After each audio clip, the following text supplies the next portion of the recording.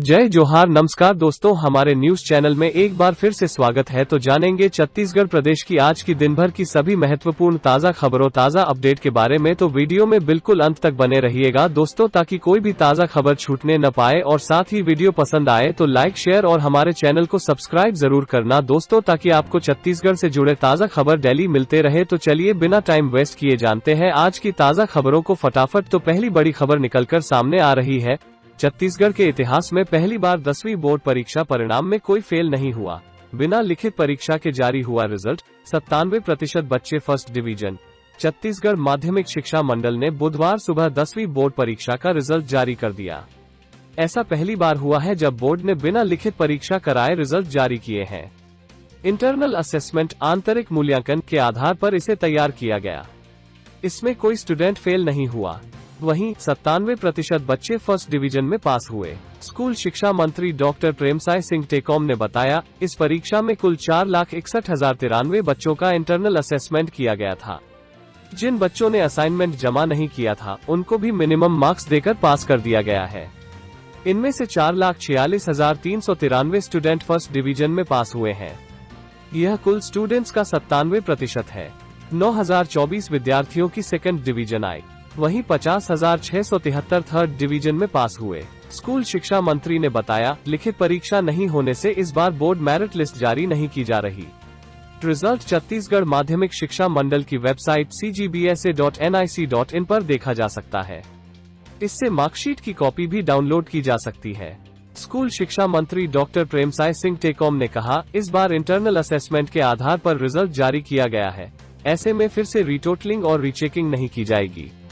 जो स्टूडेंट अपने नंबरों से संतुष्ट नहीं है, उन्हें परीक्षा का मौका दिया जाएगा। माध्यमिक शिक्षा मंडल के मुताबिक इस परीक्षा में 2,31,000 लड़कियां पास हुई हैं। यह कुल स्टूडेंट्स का करीब 51% है। इनमें भी 98% फर्स्ट डिवीजन में और 1.30% सेकंड डिवीजन में पास हुई हैं। इसी के साथ अगला ब्रेकिंग न्यूज है। OTP दिखाने पर मिलेगी शराब। होम डिलीवरी में हो रही दिक्कतों के बाद आबकारी विभाग ने बदला नियम। रायपुर। शराब की ऑनलाइन होम डिलीवरी के मामले में आबकारी विभाग ने नियमों में बदलाव किया है। नई सुविधा की शुरुआत बुधवार से हो गई है, जिसके तहत अब शराब को दुकान से पिकअप किया जाएगा। अग्रिम भुगतान के बाद दुकान पर जाकर फोन पर आए OTP दिखाने के बाद ही शराब दिया जाएगा। ऑनलाइन शराब समय पर सप्लाई नहीं होने पर यह आदेश जारी किया गया है। आबकारी विभाग ने आदेश जारी कर दिया है। शराब दुकान से पिकअप का आदेश जारी हुआ है। बता दें कि इसके पहले होम डिलीवरी के माध्यम से शराब पहुंचाई जा रही थी, लेकिन समय पर होम डिलीवरी नहीं होने के कारण यह व्यवस्था गड़बड़ाती नजर आ रही थी। लोग दुकानों में जाकर भीड़ लगाने लगे थे। समय पर शराब नहीं मिलने और अग्रिम भुगतान करने के बाद से कई बार सड़क के किनारे सार्वजनिक जगहों पर डिलीवरी हो रही थी, जिससे माहौल भी खराब हो रहा था। साथ ही अगली बड़ी खबर है, दुर्ग में बुधवार से खुले गाड़ियों के शोरूम रविवार छोड़ सुबह 11 से शाम 5 बजे तक खोलने की अनुमति। कोरोना गाइडलाइन का करना होगा पालन। कर्मचारियों को समय समय पर टेस्ट भी कराना होगा। छत्तीसगढ़ के दुर्ग जिला कलेक्टर डॉक्टर सर्वेश्वर नरेंद्र भूरे ने आदेश जारी कर बुधवार से गाड़ियों के शोरूम को खोलने की अनुमति दे दी है। आदेश में कहा गया है कि सभी संचालक रविवार को छोड़कर बाकी सभी दिन सुबह 11 से शाम 5 बजे तक शोरूम खोल सकते हैं। आदेश में यह भी कहा गया है कि कोरोना संबंधित प्रोटोकॉल का पालन करने के साथ सभी कर्मचारियों को समय समय पर कोविड टेस्ट कराना अनिवार्य होगा। यह आदेश जिले में तत्काल प्रभाव से लागू हो गया है। जिले में 31 मई तक जारी है लॉकडाउन। दुर्ग जिले में इस साल का 6वां लॉकडाउन 31 मई की मध्य रात्रि तक जारी है। इस बार कुछ ढिलाई के साथ लॉकडाउन के आदेश जारी किए गए थे। इलेक्ट्रिकल, सराफा, रेडीमेड कपड़े, फर्नीचर की दुकानें खोली जा सकेंगी। थोक किराना, अनाज, आलू, प्याज की दुकानें भी शाम 5 बजे तक खोली जा सकेंगी। शाम 5 बजे से सुबह 6 बजे तक टोटल लॉकडाउन रखा गया है। होम डिलीवरी पर ज्यादा जोर। जिले में होम डिलीवरी के लिए होटल, रेस्टोरेंट से केवल स्विंगी, जोमेटो को ऑनलाइन की सुविधा दी गई है। होम डिलीवरी सुबह 6 बजे से रात 8 बजे तक पहले था। इसे बढ़ाकर रात 10 बजे तक किया गया है। गाइडलाइन का पालन जरूरी होगा। सुपर बाजार, मॉल, सब्जी बाजार, showroom, marriage hall, swimming pool, club, cinema, salon, beauty parlour, gym, spa centre पहले की तरह बंद है। बैंकों को पूरी छूट। खेती किसानी के सीजन को देखते हुए जिला केंद्रीय सहकारी बैंक की सभी शाखाएं और ग्रामीण बैंक पूरे समय तक खोलने की इजाजत दी है। पहले ये दोपहर 2 बजे तक ही खोले जा रहे थे। यहाँ पूरे स्टाफ के साथ कामकाज किया जा सकेगा। गर्भवती महिला कर्मियों को माबिड कर्मी को एक्टिव ड्यूटी से छूट दी गई है। 5 से कम स्टाफ वाली बैंक को खोलने की अनुमति दी गई है। वहीं अगला अपडेट है, सरगुजा जिले में अंधविश्वास का ऐसा खेल चला कि 35 वर्षीय युवक की चली गई जान। जाने मामला। अंबिकापुर सरगुजा जिले में अंधविश्वास का ऐसा खेल चला कि 35 वर्षीय युवक की चली गई जान। मामला उदयपुर थाना अंतर्गत ग्राम महगाई का है, जब मंगलवार दोपहर बारिश के दौरान घर के आंगन में भरे पानी को निकालने के लिए नाली साफ कर रहा था युवक, तभी काल बनकर आकाशीय बिजली अपने चपेट में ले ली।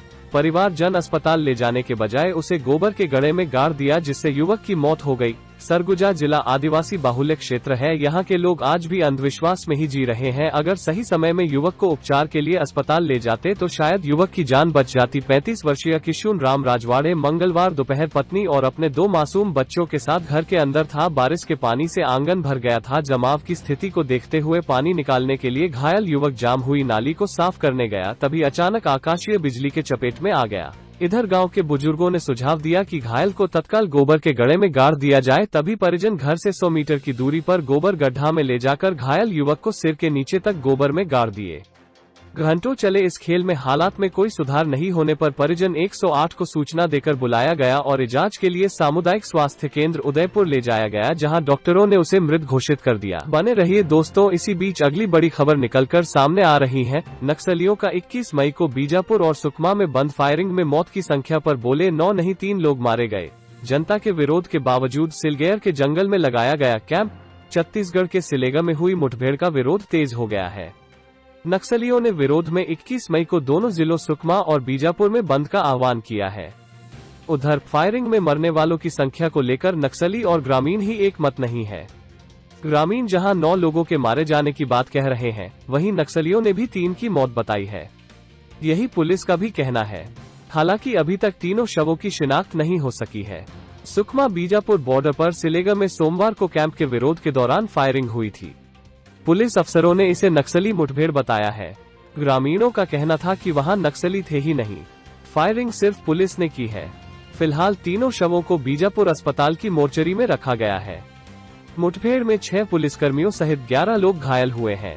उन्हें भी जिला अस्पताल लाया गया है। ग्रामीणों को गंभीर चोटें आई हैं। नक्सलियों ने प्रेस नोट जारी कर कहा है कि सिलेगा में सीआरपीएफ कैंप के विरोध में ग्रामीण 4 दिन से शांतिपूर्ण प्रदर्शन कर रहे थे। राज्य सरकार के आदेश और बस्तर आईजी सुंदर राज पी व बीजापुर एसपी कमल लोचन कश्यप के निर्देश पर फायरिंग की गई। इसमें 3 ग्रामीणों की मौत हो गई है।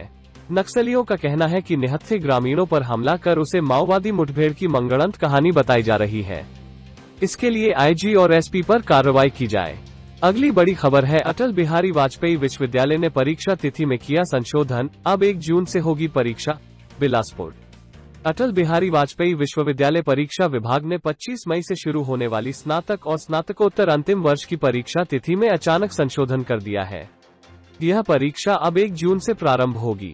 कोरोना महामारी संक्रमण और कॉलेजों की आपत्ति के बाद यह बदलाव किया गया है। परीक्षा में 60,000 से अधिक परीक्षार्थी शामिल होंगे।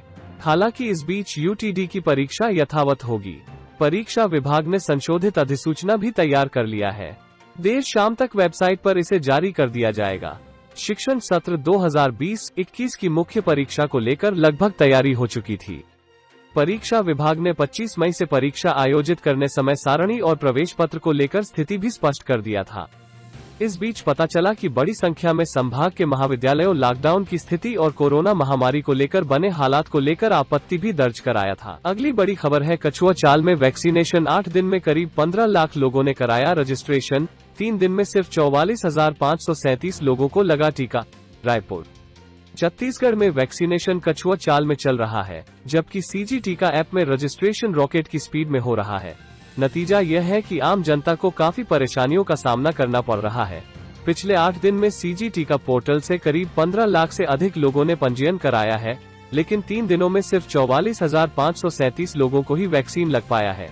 यदि स्थिति ऐसी ही चलती रही तो वैक्सीनेशन में काफी समय लग जाएगा। सीजी टीका वेब पोर्टल के जरिए रजिस्ट्रेशन कराने वालों की संख्या में प्रतिदिन वृद्धि हो रही है। 12 मई 2021 को 20,183 लोगों ने पंजीयन किया, जो कि 14 मई को बढ़कर 35,476 हो गई। 15 मई को पंजीयन की संख्या दोगुनी से ज्यादा बढ़कर 84,544 हो गई। 16 मई को पंजीयन संख्या 2 लाख से अधिक रही। 2 दिनों में 3 लाख से अधिक नागरिकों ने पंजीकरण किया है। 18 मई तक 11,89,189 नागरिकों ने CGT का वेब पोर्टल पर अपना पंजीकरण करवाया। 19 मई को दोपहर 3 बजे तक 14,99,189 लोगों ने वैक्सीनेशन के लिए पंजीयन कराया है। टीकाकरण केंद्र से निराश होकर लौट रहे लोगों ने सवाल उठाते हुए कहा कि पंजीयन कराने के बाद भी वैक्सीन नहीं लग रहा है। दूसरे दिन जाओ तो फिर से पंजीयन कराने को कहा जाता है। नेक्स्ट अपडेट है, छत्तीसगढ़ को मिला 150 ऑक्सीजन कंसंट्रेटर, मंत्री सिंहदेव ने WHO का जताया आभार। रायपुर। विश्व स्वास्थ्य संगठन WHO भारत में कोरोना संक्रमण की दूसरी लहर के बीच स्वास्थ्य व्यवस्थाएं मुहैया करवा रही है। संकट की इस घड़ी में संगठन ने देश को 4000 ऑक्सीजन कंसंट्रेटर उपलब्ध करवाए हैं। छत्तीसगढ़ को भी 150 ऑक्सीजन कंसंट्रेटर मिला है, जिसे स्वास्थ्य मंत्री TS सिंहदेव ने आज स्वीकार किया है और इस सहयोग के लिए संगठन का आभार व्यक्त किया।